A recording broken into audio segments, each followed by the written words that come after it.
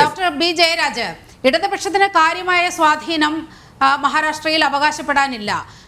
കുറേയൊക്കെ കർഷക മേഖലയിൽ ഇടതുപക്ഷ പ്രസ്ഥാനത്തിന് ചെറിയ വേരോട്ടമുണ്ട്. പക്ഷേ ആ കർഷക സമരത്തിന്റെ ഒരു ചൂടൊന്നും ഈ തെരഞ്ഞെടുപ്പിൽ അവിടെ പ്രകടമായിട്ടില്ല എന്നാണ് മനസ്സിലാകുന്നത്.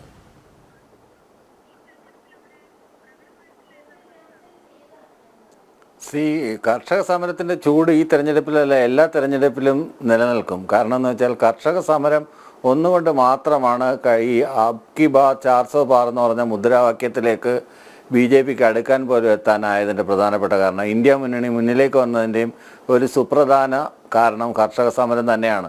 കർഷകരെ ഫോർഗറ്റ് ചെയ്തുകൊണ്ട്, കർഷകരെ തൃണവൽഗണിച്ചുകൊണ്ട് ഇന്ത്യയിലെ ഒരു രാഷ്ട്രീയ പാർട്ടിക്കും മുന്നോട്ട് പോകാനാകില്ലെന്നുള്ള ഒരു ഉജ്ജ്വലമായ മുദ്രാവാക്യമാണ് കർഷക സമരം മുന്നോട്ട് വെച്ചത്. അതിനെ ബാരിക്കേഡുകൾ വെച്ച് തകർക്കാൻ ശ്രമിച്ചാലും ഇനി ബുൾഡോസർ കൊണ്ട് ഇടിച്ച് നിരത്തിയാലും ഒന്നും ജനങ്ങളുടെ ആത്മവീര്യത്തെ കെടുത്താനാവില്ല എന്ന് പറഞ്ഞത് കർഷക സമരം തന്നെയാണ്. കർഷക സമരത്തിൻ്റെ വേരോട്ടമുള്ള മണ്ണ് തന്നെയാണ്. കർഷക തൊഴിലാളികളുണ്ട്, കർഷക യൂണിയനുണ്ട്, അതുപോലെ തന്നെ തൊഴിലാളി വർഗ്ഗങ്ങളുടെ CITUവിൻ്റെ നല്ല ഒരു സ്വാധീന മേഖലയുള്ളതാണ്. പക്ഷേ അത് വോട്ടുകളാക്കി മാറ്റാൻ കഴിയുമെന്ന് പറഞ്ഞാൽ അങ്ങനെ വോട്ടുകളാക്കി മാറ്റാൻ കഴിയില്ല. ചിതറിക്കിടക്കുന്ന വോട്ടുകളാണ്. ഒരു മണ്ഡലത്തിൽ തീർച്ചയായിട്ടും നമുക്ക് സ്വാധീനമുള്ളൊരു മണ്ഡലമുണ്ട്. ആ ഒരു മണ്ഡലം അല്ലാതെ വലിയ മെച്ചമൊന്നും അവിടെ മഹാരാഷ്ട്രയിൽ ഉണ്ടാക്കാൻ പറ്റുന്നില്ല. പക്ഷേ ഇന്ത്യ മുന്നണി എന്നുള്ള രീതിയിൽ മുന്നണിയായിട്ട് മത്സരിക്കുമ്പോൾ ആ വോട്ടുകൾ ഇന്ത്യ മുന്നണിയുടെ സ്ഥാനാർത്ഥികൾക്ക് കൃത്യമായിട്ട് എത്തിച്ചേരാനുള്ള സംവിധാനങ്ങൾ കൃത്യമായി ഏർപ്പെടുത്തിയിട്ടുണ്ട്, അത് എല്ലാ സ്ഥലത്തും.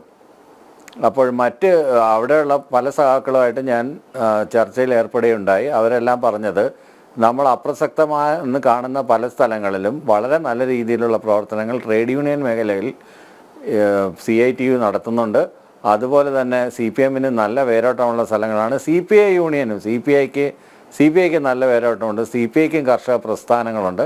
കർഷക സമരമായിട്ട് ബന്ധപ്പെട്ട് മഹാരാഷ്ട്രയിൽ വേരോട്ടമുള്ളൊരു സ്ഥലമാണ്. പക്ഷേ നാഗ്പൂരിൽ RSS ഹെഡ്ക്വാർട്ടേഴ്സ് ഉണ്ടെങ്കിലും നാഗ്പൂരിലെ RSSകാർക്ക് ഗ്രാസ് റൂട്ട് ലെവലിൽ ഈ യുവരാജ് ഗോകുൽ പറഞ്ഞത് പോലെ ചലനങ്ങൾ ഉണ്ടാക്കാനും അല്ലെങ്കിൽ മോഹൻ വർഗീസ് പറഞ്ഞ പോലെ RSSൻ്റെ ബാക്കിംഗ് ഉണ്ടെങ്കിൽ അവിടെ അങ്ങ് വലിയ മാറ്റം വരുത്താൻ പറ്റുമെന്നുള്ളൊരു നാഗ്പൂർ വേറിട്ട് നിൽക്കുന്ന ഒരു തുരുത്ത് പോലെയാണ് മഹാരാഷ്ട്രയിൽ മറ്റു പല ഫാക്ടേഴ്സാണ് വർക്ക് ചെയ്യുന്നത്. ഇന്ത്യയിലുള്ള മുഴുവൻ കേന്ദ്രങ്ങൾ RSS കേന്ദ്രങ്ങളെ നയിക്കുന്നത് നാഗ്പൂരാണെങ്കിലും Maharashtra itself as a whole എടുക്കുകയാണെന്നുണ്ടെങ്കിൽ അത്ര വലിയ സ്വാധീനമൊന്നും മറ്റ് ഇന്ത്യൻ സംസ്ഥാനങ്ങളിലെ പ്രസ്ഥാനത്തെ ഇകഴ്ത്തിക്കാട്ടാൻ എവിടെയെല്ലാം വേദികളുണ്ട് അവിടെയെല്ലാം ഉപയോഗപ്പെടുത്തും. താങ്കളുടെ പ്രസ്ഥാനവും അങ്ങനെ ഉപയോഗപ്പെടുത്തും. ശ്രീ യുവരാജ് ഗോകുൽ, ഈ കർഷക സമരവുമായി ബന്ധപ്പെട്ടൊക്കെ ഇവർ ഉയർത്തുന്ന വലിയ വിഷയങ്ങൾ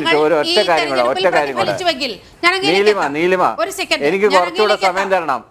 നീലിമ, ഒരു ചർച്ചയല്ലേ, ഒരു ബാലൻസ്ഡ് ടൈമൊക്കെ തരൂ. എന്താണ് ഇങ്ങനെ എനിക്ക് സംസാരിക്കാൻ അനുവദിക്കാത്തത്? താങ്കൾ മുഴുമിപ്പിക്കൂ, എന്നാൽ പറഞ്ഞു വന്നത് പൂർത്തിയാക്കൂ.